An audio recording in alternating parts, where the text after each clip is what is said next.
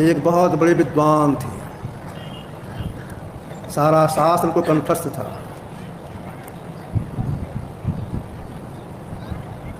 जहाँ कहीं सुनती थी कोई दूसरे विद्वान आई हुई है, उनके पास भी चली जाती थी, सास करती थी। एक बार भी विद्वान जंगल गए, यहाँ भी महात्मा लोग रहते हैं, विद्वान लोग रहते हैं, अनुविद्वान प्राप्त पर रहते हैं, उनके साथ में सास करूँगा। तो जंगल गए, संजोग से लोमस मुनि से भेंट हो गई। दोनों बातचीत शुरू हुई। लोमस मुनि तरह तरह से समझाने लगे, ईश्वर का स्वरूप ऐसा है, ऐसा है, ऐसा है। इस बात का खंडन करते कि नहीं, हमको नहीं चाहिए, हमको सगुणोपासक समझ में कहिए, ऐसे कहिए, ऐसे कहिए। बात सुनने लग गया। चंदन की लकड़ी भी घिसी जाती है, उससे आग पैदा हो जाती है। बात काट छाँट करने लगे विद्वान लोमस मुनि के मन में थोड़ा क्रोध उत्पन्न हुआ। अभी आवेश वाक्य बोल दिए, मैं समझाता तो समझते नहीं हो, अब कौवा तो टाइट करते हो, जा तो कौवा हो जा। जैसे ही कहा तुम कौवा हो जा, विद्वान कौवा हो गए, जुड़ के जाने लग गए। ठहरो ठहरो, अब तुम कौवा हो गया, अब मैं तुमको आशीर्वाद देता हूँ, इसी कौवे के शरीर में तुमको आत्मगंठ प्राप्ति होगी। वही है काकभुसुंडी जी, भगवान विष्णु के वाहन गरुड़ जी, जिन्होंने भगवान राम को लक्ष्मण को नाग पास से मुक्त किया था। संशय हुआ था, काकभुसुंडी जी के पास गए, वार्तालाप शुरू हुआ। तो काकभुसुंडी जी ने गरुड़ जी से कहा था, निज अनुभव अब कहो खगेशा, बिनो हरि भजन नो जाहि कलीसा। हे गरुड़ जी सुनिए, मैं अपने अनुभव की बात करने जा रहा हूँ। जब तक ईश्वर की भक्ति नहीं करेंगे तो कलेश नहीं मिटेगा, क्योंकि छुटकारा नहीं मिलेगी। लंबी आयु हो जाने पर भी वासना समाप्ति नहीं होती है, कलेश लगा रहता है। एक प्रसंग में सुनाता हूँ आप लोगों को। भगवान राम वशिष्ठ मुनि दोनों बैठी हुई थी। किसी बात के सिलसिले में वशिष्ठ मुनि कहने लग गए भगवान राम से, हे राम, मैं एक बहुत पूर्व की बात सुनाता हूँ, गुरुदेव कहा जाए।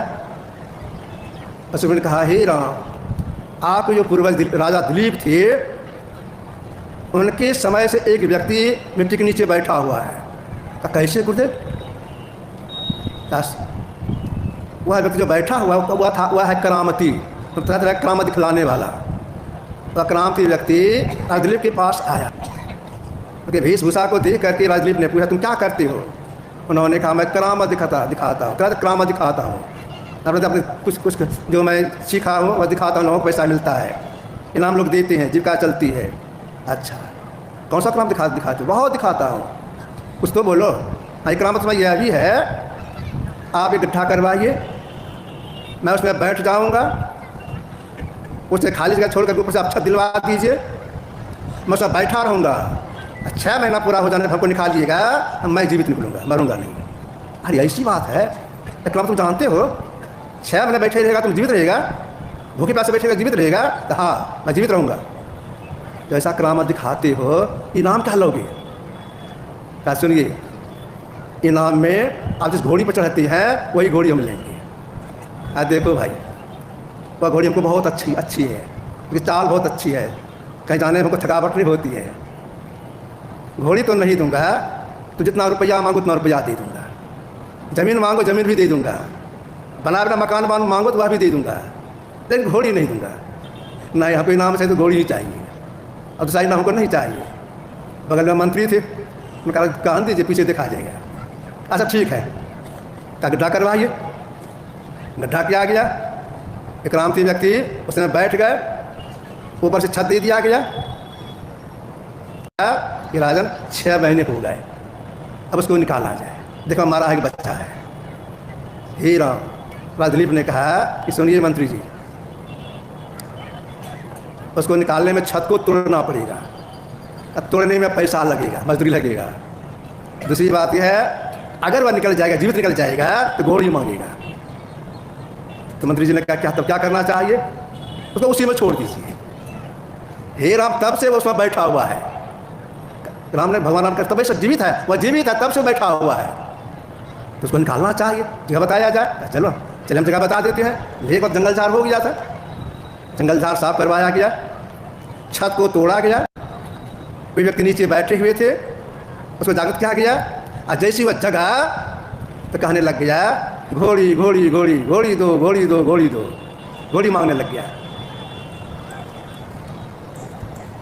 तो शिष्य ने कहा, घोड़ी कहाँ से मिलेगा? कहने वाला मर गया, घोड़ी भी मर गई, और जो कहा था राजदीप उसका बेटा राजा बना, हुआ भी मर गया, उसका बेटा मर गया, उसका बेटा मर गया। या 8वां पीढ़ी चल रहा है भगवान राम यहाँ है, घोड़ी कहाँ से मिलेगा? अब देखिए 18 पीढ़ी बीत गए, इतनी लंबी आयु राजदीप से लेकर के भगवान राम के समय तक में 18 पीढ़ी भगवान राम आई राजदीप से। तब भी वासना लगी रही कि घोड़ी दीजिए हमको। वासना कितना प्रबल है, अगर कोई वासना में लगे रहेंगे उनका कल्याण नहीं होगा। वासना समाप्ति के लिए एक ही उपाय बताया गया, राम भजन बिनु मिठ की कामा, थल विहीन तरु कभू की जामा। कितना सबको धन दे के समझाया गया है। जैसे मिट्टी के बिना वृक्ष नहीं होता है, ठीक राम की भक्ति के बिना काम वासना समाप्ति नहीं होती है। अच्छा, तो वासना समाप्ति होगी नहीं, किसी का परम कल्याण होगा नहीं, दुख से छुटकारा मिलेगा नहीं। वासना समाप्ति आपकी भक्ति करने से होता है। यही बात काकभूषण जी कह रहे हैं गरुड़ जी से, निज अनुभव अब कहूँ खगेशा, मैं अपना अनुभव कहता हूँ, राम भक्ति के बिना वासना समाप्ति नहीं होती है, परम कल्याण नहीं होता है, उसकी नहीं होता है। अब इसी को साजी महाराज लिखा इस तरह से, राका पति खोल सुहाई तारागन समुदाय सकल गिरिंदव लाइए बिनु रवि राति न जाए, ऐसे बिनु हरि भजन खगीसा मिठन जीवन केर कलिशा। राकापति पूर्णिमा का चांद, आकाश में बादल नहीं रहे, बिल्कुल साफ रहे, तो एक चांद के प्रकाश में लोग दूर की चीज़ों को देख लेते हैं। कोई आदमी जा रहा है, भैंस जा रही है, देख लेते हैं। एक चांद के प्रकाश में पुस्तक पढ़ लेते हैं दरवाजे पर बैठ करके। एक चांद के प्रकाश में इनका कुछ और तेज है तो सुई के छेद में धागा पिरो करके कपड़ा भी सी लेते हैं। एक चांद के प्रकाश में, तो पूर्णिमा चांद में इतना प्रकाश है। पुण्य वाला चांद उदित हो जाए, आकाश के तारे वे भी उदित हो जाए, असम जितना जंगल है, पहाड़ है, आग ला दी जाए, कितना प्रकाश होगा? तो प्रकाश होगा। इतना प्रकाश हो जाने के बावजूद भी रात्रि जाएगी? रात्रि नहीं जाएगी। रात्रि समाप्ति कैसे?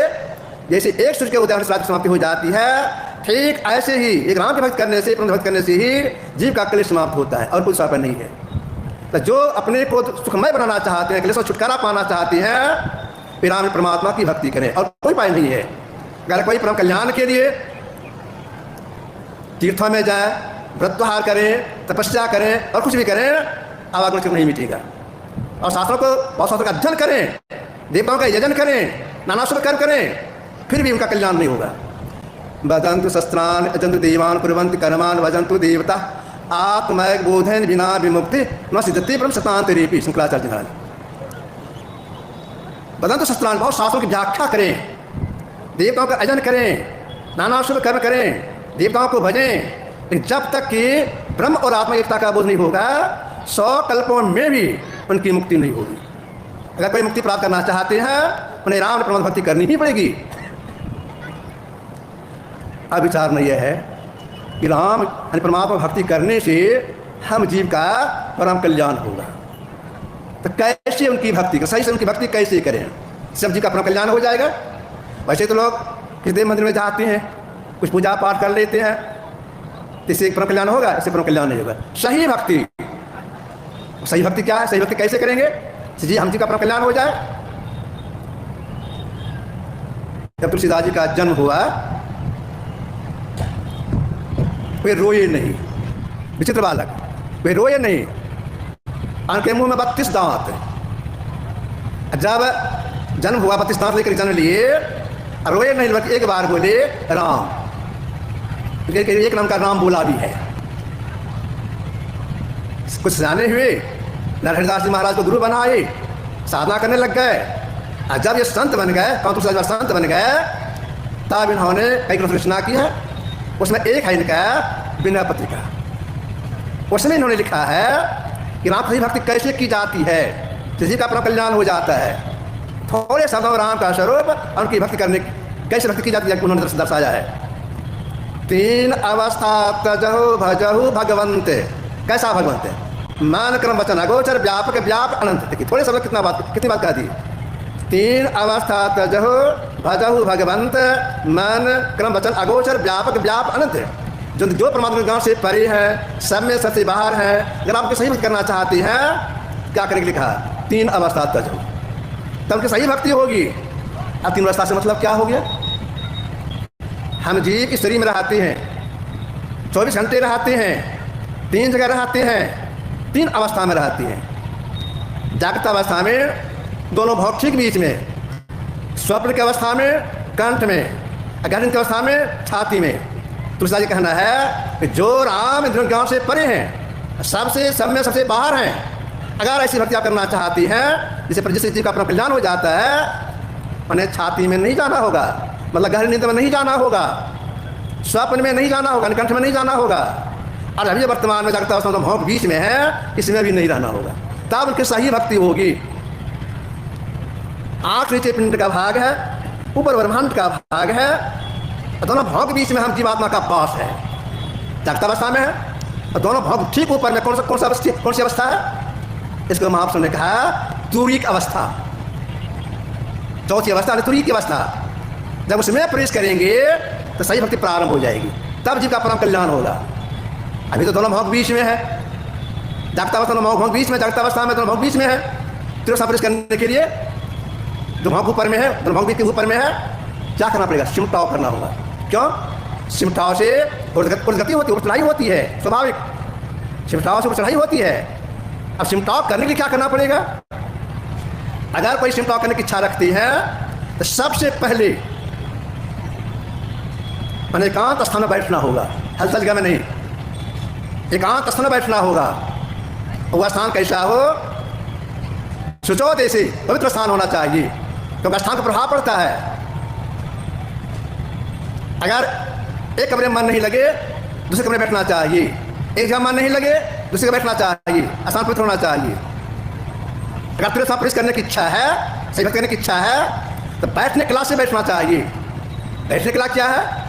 समान का है, भगवान से कहा था, बिल्कुल सीधा। इसी गुरुदेव बोले हैं धर कर मस्त सीधा आसन आसन, बिल्कुल सीधा। मतलब क्या हो गया? पीठ का रीढ़, गर्दन और सिर एक सीधे, बिल्कुल सीधा। और सीधा आप बैठ जाए, अब देखो इसे खुजला गया तो होगा, देखो इसे हिला गया होगा, नहीं होगा। गुरुदेव की वाणी में है हील डोल तजी सूरत फिर करी, इसके बाद उन्होंने कहा प्रणव तार लगाइए, जरा भी हिल डोल नहीं होना चाहिए। देखिए समझने के ख्याल से आप एक बाल्टी पानी ले लें, बिल्कुल साफ पानी, और उसमें एक हाथ घुसा दें, दायां हाथ या बायां हाथ। अब पानी को खूब जोर तेजी के साथ, कभी बाईं हो कभी दाईं हो, कभी ऊपर कभी नीचे, खूब हिलकोरते रहें। पानी हिलकोर रहे हैं, अचानक अपने चेहरे को देखें तो दिखाई पड़ेगा? नहीं पड़ेगा दिखाई। बाल्टी से हाथ निकाल लेंगे, पानी थिर हो जाएगा, और तब जैसे हाँक के देखेंगे साफ साफ दिखाई पड़ेगा चेहरा। ठीक ऐसे ही बैठे, फूटा मत बैठे, हिलडोल नहीं करें। हिलडोल कैसे क्यों कर लेते हैं? असावधानी कारण हिलडोल करना पड़ता है। असावधानी क्या? असावधानी यह स्नान करके आए, बैठ के ध्यान करने के लिए सीधा बैठ गए, आंख बंद कर लिए, मुंह को बंद कर लिए। जब कर रहे हैं मन लगा, छोड़ दिए, मन ऐसा करने लग गए, हमारा सर होगा मक्खी आगे चेहरे पर, अब क्या करेंगे? उसको उड़ाने के लिए सिर पे से हिलाना पड़ेगा या हाथ से करना पड़ेगा? संध्या का समय है, पैर हाथों के बैठे, कपड़े से देखो नहीं ढके, मासरी नल नहीं लगाए, बैठ गए, करने लग गए, मन लग रहा है, मच्छर आ गया, बनवन बोला कान के समीप में, बैठ गया चेहरे पर, क्या करेंगे? हिलाना पड़ेगा देखो। तो देह की रक्षा चाहिए।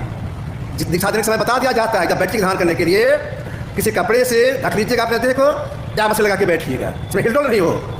तो सीधा बैठना चाहिए, हिलडोल नहीं करना चाहिए। इसके साथ साथ देर तक बैठे प्रयास करना चाहिए, या अनेक्षण बैठे क्षण उठ गए तब नहीं होगा, देर तक बैठना होता है। इसके साथ साथ दिशाओं का ज्ञान रखना होता है।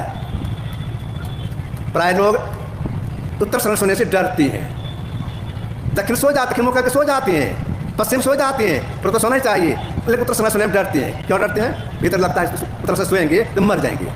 मरते तो नहीं है, लेकिन मरने वाला भयंकर रोग होने की संभावना हो जाती है। क्या भयंकर रोग हो जाता है? उत्तर सिरहाने सोने से कर्क रेखा का प्रभाव छाती पर अवश्य पड़ता है, भयंकर रूप होता है। उत्तर सिरहाने नहीं सोना चाहिए। अब बाद में है उत्तर बगल में जिनका ध्यान करते हैं या कोई महापुरुष का चित्र रखा हुआ है, टंगा हुआ है, अगर उस समय हम नीचे में उत्तर से सो जाएंगे तो ये हमारी रक्षा करेंगे।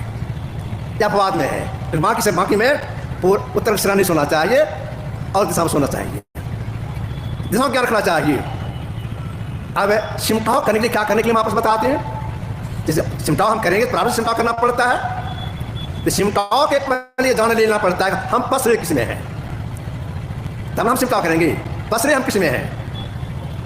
हम जीव हैं 14 इंद्रियों संग में रह करके। तो इंद्रिया कौन कौन? 5 कर्मेंद्रियां, हाथ पैर मुंह लिंग गुदा। 5 कर्मेंद्रियां आँख कान नाक जीभ चमड़ा, 5 5 10। 4 भीतर में है, मन बुद्धि चित्त अहंकार, 10 14। इन 14 इंद्रियों संग में रह करके हम जीवात्मा 5 विषयों में पसर गई है। कौन कौन 5 विषय? रूप रस गंध स्पर्श और शब्द, इसमें पसर गई है। इस पसार में हम रहेंगे तो कल्याण नहीं होगा, सिमटाव नहीं होगा, दुख लगा हुआ रहेगा। 5 परस रस शब्द गंध रूप इनकर कहा न कीजिए, अगर कीजिए तो बहुरी प्रभाव को इसमें पसरे रहेंगे, इसका वो करते रहेंगे, भवकूप में पड़े रहेंगे। अब सिमटाव करने के लिए हम जो बताते हैं, इसी 5 विषयों में से यानी रूप रस गंध शब्द, इसी 5 विषयों में से क्रम से 1 2 का सहारा लेना पड़ता है, फिर अपने आप छूटता है। तो पहले किसका सहारा सिमटाव करने के लिए? रूप रस गंध शब्द नाम। दादू सृजनहार के केते नाम अनंत। सृजन परमात्मा बहुत से नाम है। सिमटाव का प्रारंभ होता है एक नाम के जप से।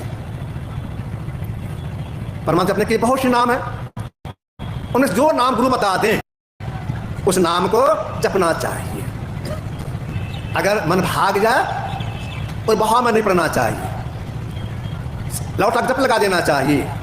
या जो मन भागता है लौटाती है, फिर भागता है लौटाती है, इस प्रक्रिया का नाम है प्रत्याहार।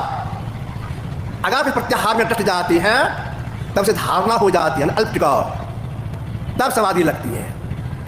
तो प्रत्याहार में हारना नहीं चाहिए। जैसे मन भागे जप लगा देना चाहिए। जहाँ जहाँ मन भागी जाए तहाँ तहाँ से तत्क्षण फिर लगाइए थे में आपन आज के प्रत्याहार धारण धर के, अरे हारे में आरो आगे बढ़िए चलिए धर धर के बुद्धि मानी है। तो जैसे मन जब को छोड़ के भागे उसी से लौटा जप में लगा देना चाहिए। तब आप कहेंगे प्रयास तो करते हैं लेकिन मन बार बार भागता ही रहता है। सब काहू को होता है मन पसर जाए, तुम मन भागता क्यों है? अब इसका निर्णय कैसे हो, मन क्यों भागता है? देखिए, कोई भी काम में उसका कारण बन जाता है, बिना कारण कार्य नहीं होता है। कोई कारण जरूर है कि मन भागता है विषय को, जब नहीं करना चाहते विषय चिंतन करता है, कोई कारण जरूर है। तो क्या कारण है? कारण यह है हम जीव जब सृष्टि के अंदर आए, साथ में मन बुद्धि अहंकार साथ लगा दी गई। जिन जिन शरीरों में गए मन साथ में था, जो कर्म किए वह संस्कार मन पर पड़ा हुआ है, अभी मन के संग में है। आगे जो शरीर में जिस शरीर जाएंगे मन साथ में रहेगा। तो मन सदा का संगी है, वह संस्कार जिन शरीरों में वह संस्कार पड़ा हुआ है। यही कारण है कि बैठ जब ध्यान करने के लिए मन विषय को भागता है। तब करना क्या चाहिए? करना ही पुरुषार्थ करना चाहिए। पुरुषार्थ यही है कि जैसे मन जब कोई छोड़ के भागे तो जब लगा दे, ये पुरुषार्थ करना है। इस पुरुषार्थ में जो हार जाते हैं, पस्त हो जाते हैं, उससे सफलता नहीं मिलती है। आज जो पस्त नहीं होते, हारते नहीं है, वो सफलता मिलती है। सफलता क्या मिलती है? जब हृदय शुद्धि होती है, जब हृदय शुद्धि होती है। अति पावन गुरु मंत्र मन ही मन जाप जपो, गुरुदेव मंत्र अति पावन, जपने से हृदय पवित्र हो जाता है। और सफलता में क्या हो जाता है? जपासिद्धि प्राप्त होती है। जपासिद्धि में क्या हो जाता है? मंत्र परम लघु जा सुबस वेदी हरि हर सुर सर्व महामगजराज बस अंकुश खर। मंत्र परम लघु, बहुत छोटा। अगर कोई जब के सिद्ध कर लेते हैं तो ब्रह्मा विष्णु महेश और सब देवता उनके बस में हो जाती है। किस तरह से? बड़ा जानवर हाथी, उसको बस में करने के लिए महावत के हाथ में एक हाथ डंटा रहता है और डंटे के सिर पे कांटे गड़ा हुआ रहता है। कांटे के नोक पर हाथ बैठ जाता है, उठ जाता है, चलने लगता है। ठीक ऐसे जो मंत्र सिद्ध कर लेते हैं ब्रह्मा विष्णु महेश सब देवता उनके बस में हो जाते हैं, टस मस नहीं कर सकते हैं। जब जिनको बुलाएंगे उनको आना पड़ेगा। एक दूसरी बात यह है, अगर कोई जब ठीक से करती है तो देखिए रूप नाम अधीना, रूप नाम के अधीन में है, रूप को आना पड़ता है दर्शन देने के लिए, मतलब मानसन से हो जाता है। एक बात तो सुनाता हूँ आप लोगों को। गुरुदेव कृपा घाट आश्रम में विराजमान थे, अपना एक नियम बनाए थे। नियम यह है कि भोजन के बाद थोड़ा टहलना। टहलने का मेरा ही था। रात्रि भोजन लगभग 8 बजे संपन्न हुआ। अब कमरे से बाहर आके टहलने के लिए तो मैंने उनके दाहिने हाथ में लाठी दिया, सहारा दिए, खड़ी हो गए। मेरे सहारे कमरे से बाहर हुए, बरामदे टहलने लगा, थोड़ा सा टहले। बरामदे पर दक्षिण बरामदे पर कुर्सी रखी हुई थी, बैठक की छाप पर कट के मैं बैठा दिया, वहाँ पर कुर्सी बैठा दिए, लाठी बगल में रख दिए, पाँव के नीचे पौधान लगा दिए, उनके इसी चरण में बैठ करके उनके पाँव को ऐसे मैं सहलाने लग गया। देखा आपके प्रसन्न मुद्रा में है, तो मैं निवेदन किया। मैं जो कुछ भी निवेदन करता था तो मातृभाषा में, हिंदी में नहीं। मैंने कहा हजूर एक बात जानने की इच्छा हुई है। गुरुदेव बोले बोलो। तो मैंने कहा हजूर कोई आदमी जन्म से अंधा है और आपको अच्छा गुरु मिली जाए, और ये अंधा आदमी का मानस जब कर बताए दे, और ये अंधा आदमी को ठीक से मानस जब करता है तो मानसन होता है कि नहीं होते। तो गुरु हाजी बोले थे हाँ जी, उसको अनायास मानसन हो जाएगा, अनायास। अब देखिए मानस जब कितनी शक्ति है, अनायास मानसन हो जाएगा। तो एक नंबर में मानसन जो होता है केवल जप करने से।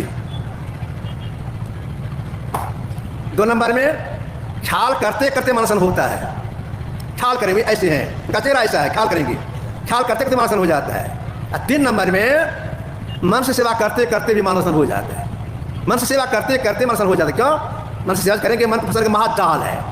महाजाल आपने देखा होगा, जो मछली मारने वाले मछुआ होते हैं वे जाल रखते हैं। महाजाल में बहुत उसका दायरा बड़ा लंबा होता है, नीचे में लोहे का गुंची बांध देता है, पोखर में नदी गिराता है, खींचता है, तो खिंचा में छोटी मछली बड़ी मछली कंकड़ पत्थर सब निकल जाता है। यह महाजाल। तो मन से सेवा करना महाजाल, महाजाल है। मन से सेवा कैसे करेंगे? यहाँ अभी है, ख्याल करेंगे कि हम कुप्पा घाट गए हैं, जिनका हम ध्यान करते हुए कुप्पा घाट में है। ख्याल करेंगे वे बैठे हुए हैं, अब सेवा प्रारंभ करेंगे। पंखा झेल रहे हैं, स्नान करने का समय हुआ, देह में तेल लगा रहे हैं, स्नान करा रहे हैं, कपड़ा पहना रहे हैं, जलपान करा रहे हैं, टहला रहे हैं, आदि आदि। क्या मतलब फंसाने का महाजाल है। अगर कोई इसमें कोई बाधा डाल देती हैं, आज भी कोई व्यक्ति मन से सेवा कर रही है, कोई बाधा डाल दिए तो देखिए वह एक चमत्कार का रूप ले लेता है। वहाँ पर एक बात मैं सुनाता हूँ। एक गरीब आदमी थे, उनका नाम था बुलाकी राम। और समय एक अमीर आदमी जमींदार अपने देश में जमींदारी शासन था, तो गुलाल नाम के एक जमींदार थे। अब बुलाकी राम के हलवाई काम करते थे। जमींदार की बहुत खेती थी, जमींदार को बहुत खेती थी। 15-20 हल चलता था उनको, 15-20 हलवा था, हल जोतता था। उसमें एक बुलाकी राम भी थे। बुलाकी राम गरीब आदमी थे, लेकिन जगजीवन साहब से दीक्षा ले चुके थे। उनका जो काम करते थे, सवेरे से जाते थे, दोपहर तक खेत में रहते थे हल जोतने में, उसके बाद घर का काम करते थे। और संध्या काल में एक सेर अनाज परिवार खिलाने के लिए देती थी जमींदार। मोटा अनाज, मोटा अनाज में खेड़ी, मरुआ, जौ, यही सब अनकट अनाज। अब 5 कट्ठा जमीन अलग से परिवार का भरण पोषण करने के लिए, पैसा वैसा कुछ नहीं। काम कर रहे थे। बुलाकी राम जब जाते थे खेत में हल चलाने के लिए, थोड़ा सा हल जोतते थे।